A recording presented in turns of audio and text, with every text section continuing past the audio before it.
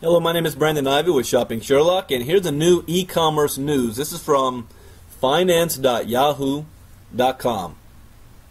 As IPO nears, Alibaba prepares employees for $40 billion windfall. This is why it is important that you get yourself positioned in a company that's headed towards being a billion-dollar company, and you own revenue in that company.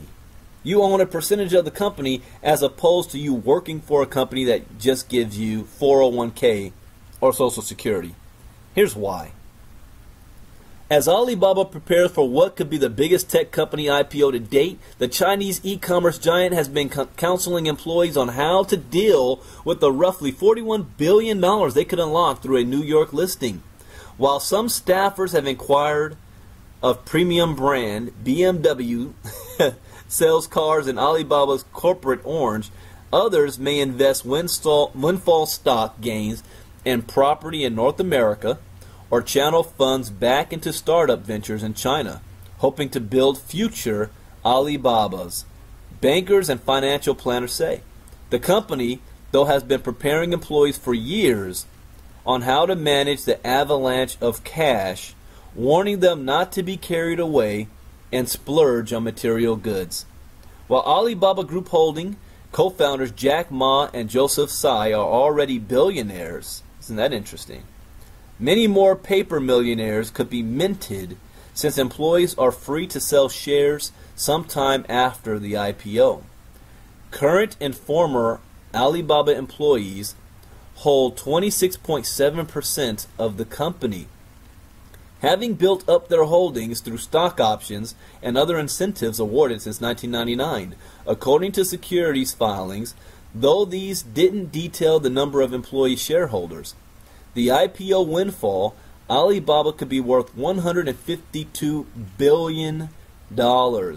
According to the average from a Reuters survey of 25 analysts, will be larger than anything China has seen because of the depth of the group's employee ownership and the size of the company. Not just managers, but software engineers and staff from sales and marketing and related companies such as Alipay also stand to benefit from selling shares after the IPO. Some of the 20,000 employees have already had the opportunity to sell part of their stakes during previous Alibaba structured share sales through so-called liquidity programs. The thinking was that if sudden wealth is like venom, giving small doses every now and then was a bit like anti-venom because your company isn't thrown into chaos, said a person familiar with Alibaba's incentive plans who was not authorized to speak publicly on the matter. Moving on. In its IPO prospectus, Alibaba acknowledged its concerns about employee shareholders coming into newfound wealth and maybe wanting to move on. It may be difficult for us to continue to retain and motivate these employees, and this wealth could affect their decisions about whether or not they remain with us, it said. Over recent years, Alibaba executives had discussed with employees how the windfall gains could change their lives, warning them not to splash it all on glitzy things, said people familiar with those discussions. Former Chief Operating Officer Savio Kwan was one of the executives who took part in the talks, the people said, along with external speakers and academics brought in to talk about leadership, personal development, and business goals. One thing Jack Ma and Savio did was from the early days prepare employees for the effects of having wealth, said Porter Erisman, a former Alibaba vice president and director of Crocodile in the Yangtze, a documentary about Alibaba's first decade. I remember Savio giving a speech about what money means, and he encouraged people to think of money as something that offered more choices. Those choices don't have to be material goods, he added. Alibaba declined to comment for this article. Now, how to spend it? As happened after Facebook Inc.'s IPO in 2012, the new Alibaba millionaires are seen driving up demand for luxury cars and apartments, giving a boost to the economy of China's eastern city of Hangzhou, where the company is based. Facebook millionaires spent some of their cash booking a trip with a private space tourism company and on an exploration of ancient Mayan ruins in Central America, while some Google Inc. shareholders cashed in during the internet firm's IPO to travel around the world, start a documentary film business, and open a health-conscious cafe, media reported at the time. BMW dealerships in Hangzhou have fielded inquiries from Alibaba employees asking if they have models in orange, Reuters Insider Television has reported. But the Chinese government's austerity campaign is likely to keep a lid on too much ostentatious spending. And because the stock listing will be in the United States, most of the money employees receive from eventual stake sales will likely be kept offshore rather than flow back to Alibaba's Chinese base. Check real estate in Vancouver, not so much Ferraris in real estate in China, said a person closely involved with the IPO who was not authorized to speak publicly on the issue. Investment bankers and financial consultants predicted that much of the IPO windfall that does return to China would likely go on to new technology ventures. Hangzhou was in a part of China already known as a hotbed for entrepreneurship. As of last year, the city had more than 560 multimillionaires, and in a decade is expected to rival Los Angeles in the number of so-called ultra-high net worth individuals.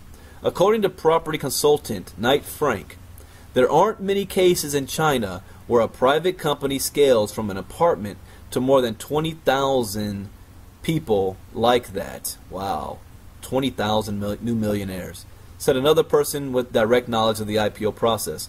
More than anything, the impact might be in startups with people coming out with money who have been through this and learned. Locked up. Much of the Alibaba wealth is in the hands of Ma, Tsai, and a group of senior executives who make up the so-called Alibaba Partnership. These 28 people, 22 from Alibaba and 6 from related companies and affiliates, own a combined 14% of Alibaba, according to the company's filing with the U.S. Securities Exchange, worth over $21 billion. 28 people. The filing doesn't detail the holdings of top executives such as CEO Jonathan Liu, CFO Maggie Wu, and COO Daniel Zhang, Chief Technology Officer Zhang Wan, and General Counsel Timothy Steinhardt. These 5, who with Ma and Tsai are among the 28 partners, appear only as owning less than 1% of Alibaba. The IPO will provide employees their biggest opportunity yet to cash out of their vested stocks once share locks-up expire.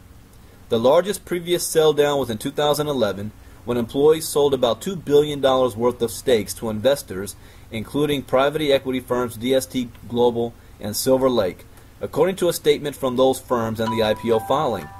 Ma sold $162 million worth of shares that year, while Tsai raised $108 million from selling part of his stake. In the same year, CEO Liu raised $37.7 million, CFO Wu sold $4.99 million worth of shares, and former COO Quan sold a stake worth $40.5 million. Sabrina Peng, an early Alibaba employee and former vice president of its business department, raised $4.6 million in the 2011 sell-down. Alibaba's biggest single shareholder with a 34.4% stake is Japanese telecoms firm SoftBank Corp., followed by U.S. internet group Yahoo with 22.6%. Other large shareholders include Silver Lake, DST Global, and Singapore state investor Temasek. Employees will not be able to cash out of their holdings entirely through the IPO.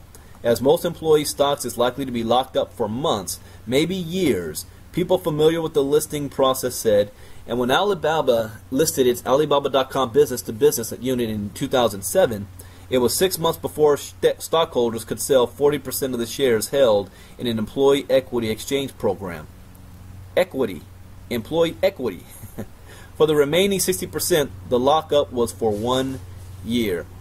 This is huge, guys. Why is that important for somebody like myself that is in a company called Shopping Sherlock? The reason is because at my position, and anybody that is at my position and higher, 5% of the company is set aside for us, for equity. So when this becomes a billion-dollar company and more, we own 5% of the company. Need I say more? Get positioned in Shopping Sherlock. Get promoted to the top positions of the company. Help build this to $1 billion brand. My name is Brandon Ivey Global with Shopping Sherlock. Bye-bye.